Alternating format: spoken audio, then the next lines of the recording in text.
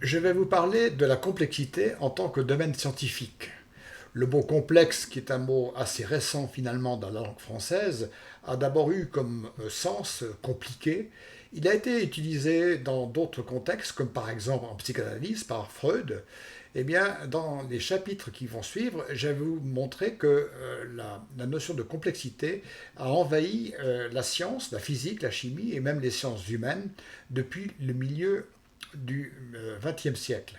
Bien entendu, un tel domaine si large ne peut pas se traiter en quelques minutes. Je vais vous parler ici de principes généraux qui sont développés ensuite dans les autres visioconférences.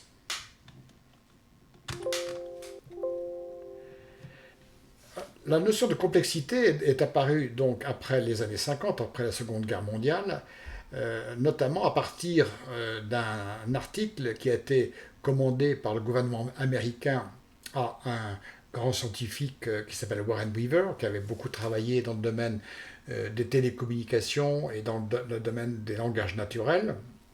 Et il lui avait été demandé d'écrire un rapport sur les grandes orientations qu'il pouvait prévoir pour la recherche scientifique après la Seconde Guerre mondiale. Il a publié un ouvrage, un article qui s'appelle Science et complexité en 1948, qui est toujours très très lisible et qui était un des premiers à associer le mot complexité avec le mot science. Et il a, donc, dans cet article-là, il a mis en parallèle la science de la complexité et la science de la simplicité. Selon lui, la physique et la science moderne, que l'on peut faire naître à l'époque de Galilée, de Newton et suivi des grands scientifiques jusqu'au début du XXe siècle, était la science de la simplicité parce qu'elle s'attachait surtout à étudier les éléments fondamentaux qui constituent notre univers. Et par opposition, il faisait apparaître la nécessité d'étudier des systèmes beaucoup plus compliqués, complexes, d'où l'émergence de ce nouveau domaine scientifique. Alors pourquoi ce concept a-t-il été formalisé après la Seconde Guerre mondiale? Il y a une confluence d'un grand nombre de faits et de tendances qui expliquent ceci. Tout d'abord, il faut comprendre que la physique de la simplicité, comme disait Weaver, a eu des succès énormes. Depuis Galilée, Newton et les autres, de nombreux domaines se sont développés, la thermodynamique, l'électromagnétisme, etc., qui ont eu des succès énormes et qui sont à l'origine de tous les succès, à l'origine, disons, de nos civilisations technico-industrielles. Mais ces grands domaines-là étaient gouvernés par des grandes équations bien connues, comme par exemple Schrödinger ou les équations de Newton, dont on avait étudié les solutions.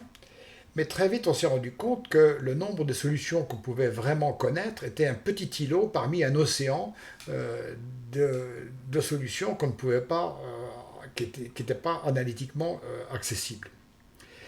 Poincaré, qui est un grand mathématicien et aussi philosophe scientifique du début du XXe siècle, qui avait beaucoup travaillé la topologie en mathématiques, a abordé ces aspects nouveaux d'une manière beaucoup plus globale, au lieu de s'intéresser, comme beaucoup d'autres, à telle ou telle solution de telle ou telle équation. Il s'est intéressé aux propriétés globales des solutions des équations de la physique. Il s'est intéressé plus à l'océan, plus qu'aux petits îlots qui le parsèment. Par ailleurs, il a étudié aussi le problème à n-corps, qui consistait à étudier l'interaction gravitationnelle de deux, trois ou quatre objets en interaction. Ce problème est bien connu, bien résolu depuis longtemps pour le problème à deux corps, c'est-à-dire une planète par rapport au Soleil, par exemple. Mais Poincaré et d'autres s'étaient vite rendu compte que dès qu'on aborde les problèmes à 3, 4 ou 5 corps, ça devenait beaucoup plus compliqué et finalement les solutions analytiques étaient finalement assez inaccessibles.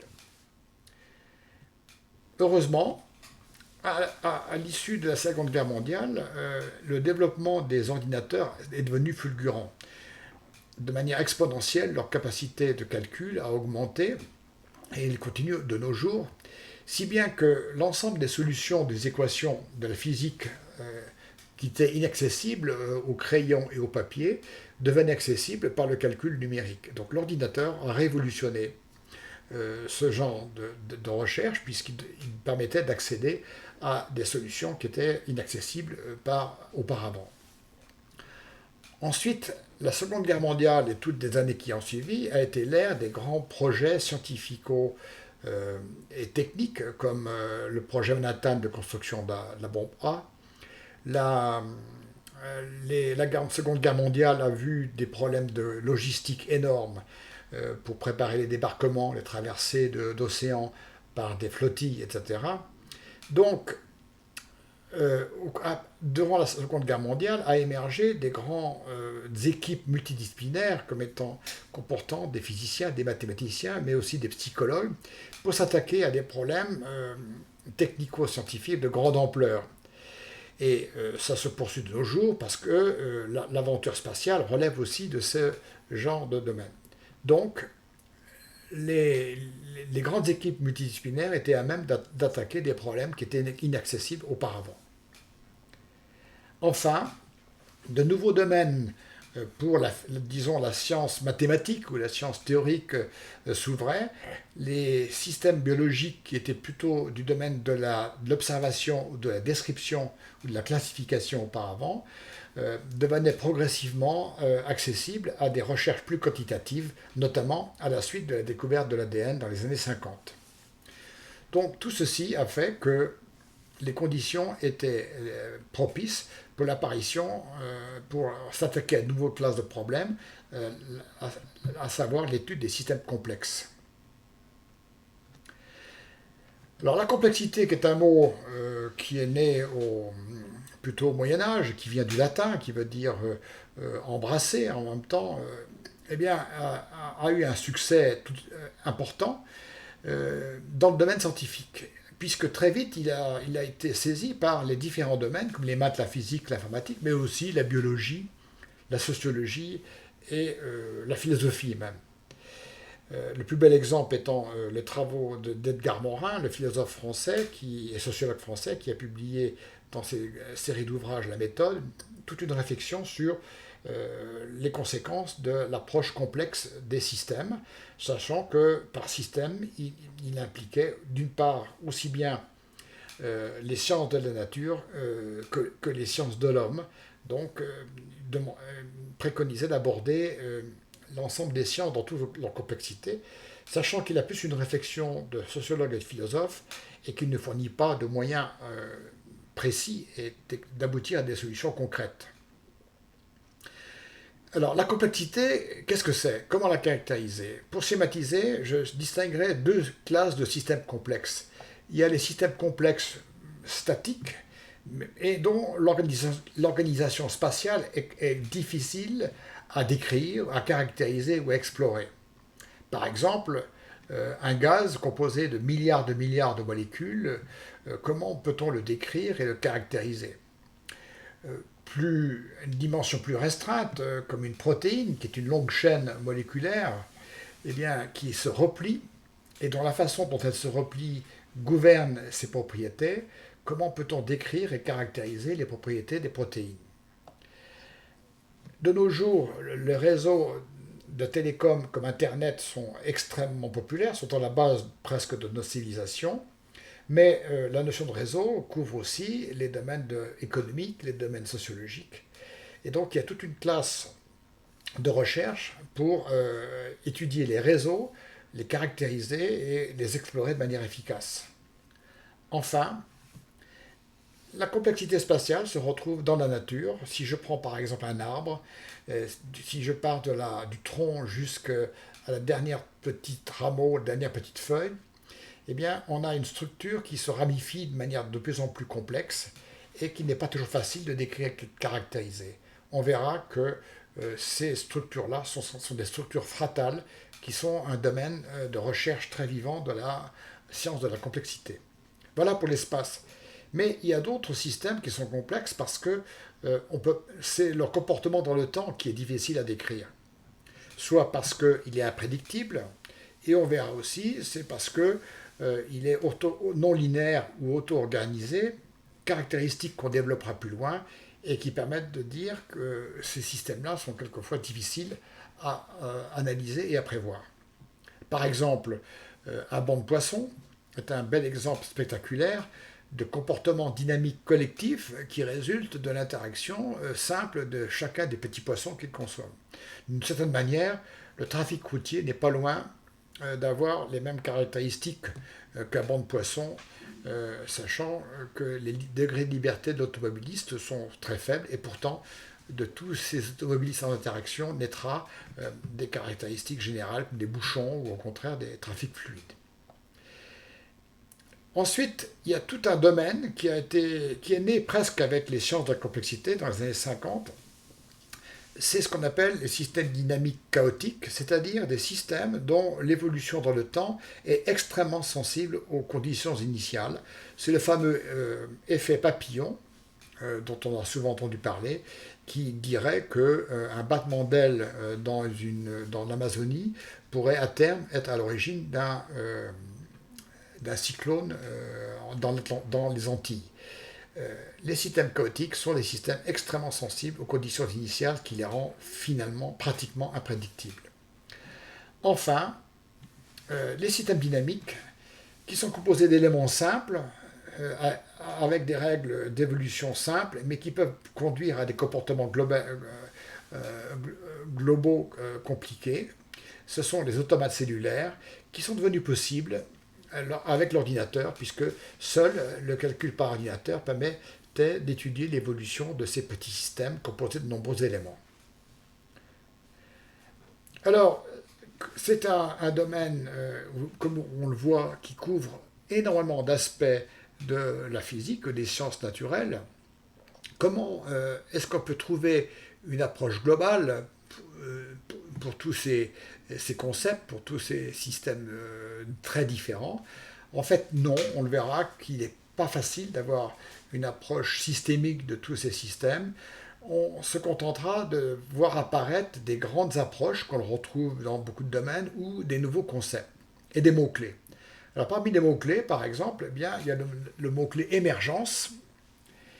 Émergence, c'est un concept qui apparaît très vite dès qu'on traite de systèmes comportant de nombreux éléments qui les composent et dont le comportement collectif est difficilement prédictible à partir du comportement individuel. L'émergence est quelque part l'illustration de la fameuse phrase « le tout est plus que la somme des parties ». La morphogénèse, même si un livre est paru à la fin du 19e de M. Darcy qui commence à étudier les formes de la nature, il y a tout un pan de la recherche qui utilise la notion de morphogénèse, c'est étudier l'origine des formes de la nature, des feuilles des arbres, des cristaux, de neige, etc. Et chercher s'il y a des règles et des méthodes pour reproduire ou retrouver les formes de la nature. Les mots clés ordre et chaos sont dominants dans les sciences de la complexité. Pour les illustrer, ces mots-clés, je vous montre deux figures qui illustrent le comportement d'un même système. Trois corps, disons pour faire court, trois étoiles, qui sont en interaction gravitationnelle. À gauche, vous voyez que ces trois corps suivent des courbes parfaitement régulières et périodiques et prévisibles. Donc c'est un comportement ordonné. Dans d'autres conditions, à droite, le même système de trois étoiles avec les points noirs peut avoir un comportement qui apparaît complètement désordonné. On verra qu'il est chaotique. Comment un système peut-il passer d'un comportement ordonné et chaotique était un enjeu majeur de la recherche dans les sciences de la complexité. Autre mot-clé qu'on verra beaucoup apparaître, c'est la notion de fractal, avec la fameuse illustration à droite de la courbe fractale de Mandelbrot, qui était une illustration comment un système relativement simple, très simple, peut produire un comportement d'une complexité infinie. C'est tout l'objet de la géométrie fractale.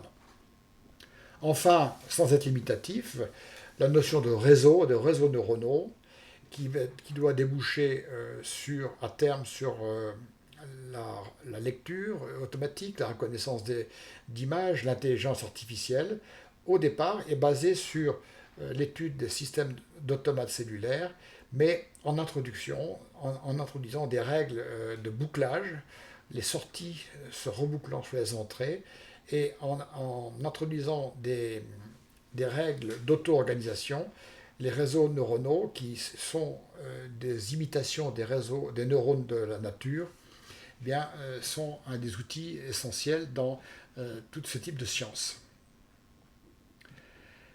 Alors, on a vu que la notion de science de la complexité est apparue dans les années 50. Si on veut avoir une perspective plus large, un peu historique, on pourrait dire que les sciences de la complexité sont le troisième âge d'une démarche scientifique. La première consistant avec le réductionnisme qui a été formalisé par le philosophe français Descartes, qui a proposé de diviser chacune des difficultés afin de mieux les examiner et les résoudre. Ce principe de réductionnisme ou paradigme de la simplicité, qui était le paradigme dominant de la physique jusqu'à nos jours et qui a été extraordinairement efficace, eh bien, a progressivement vu apparaître ses limites. Ensuite, et ça selon Warren Weaver, il introduit la notion de paradigme de complexité désorganisée avec la physique statistique qui s'est posée au XIXe siècle avec l'ère industrielle qui utilise des puissances des gaz chauds, de la vapeur, de la thermodynamique. Et on s'est posé la question de comment relier ces grandeurs de pression, de température aux caractéristiques atomiques qui constituent les gaz.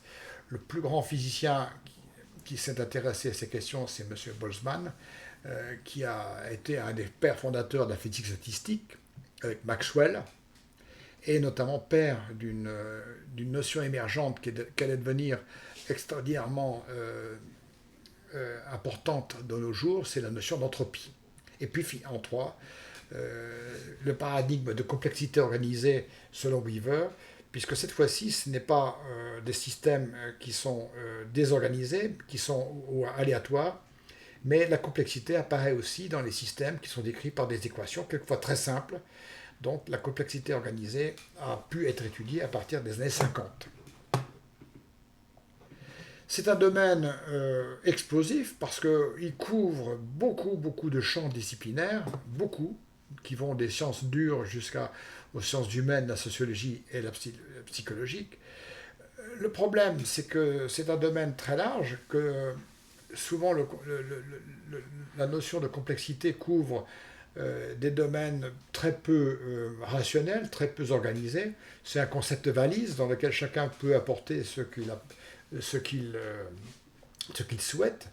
Alors certains ont essayé de trouver une théorie globale pour la théorie des systèmes, avec quelques succès dans les principes généraux.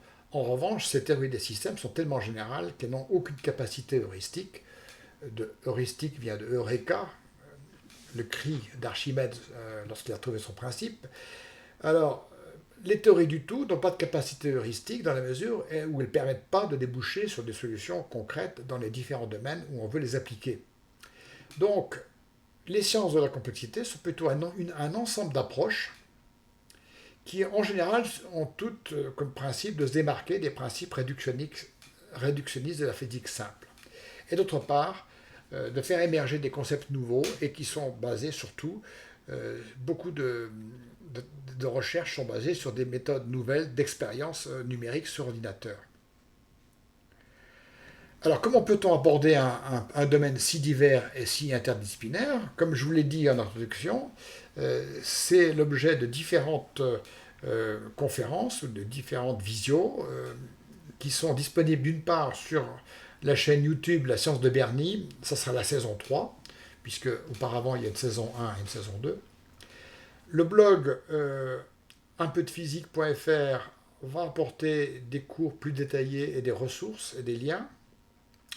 Et il faut savoir que cet ensemble de recherches et d'exposés sont dédiés d'abord pour des cours en ligne ou présentiels à l'Université permanente de Nantes, qui chaque année propose un catalogue complet de formations et qui est une des plus grandes universités permanentes de France. Voilà.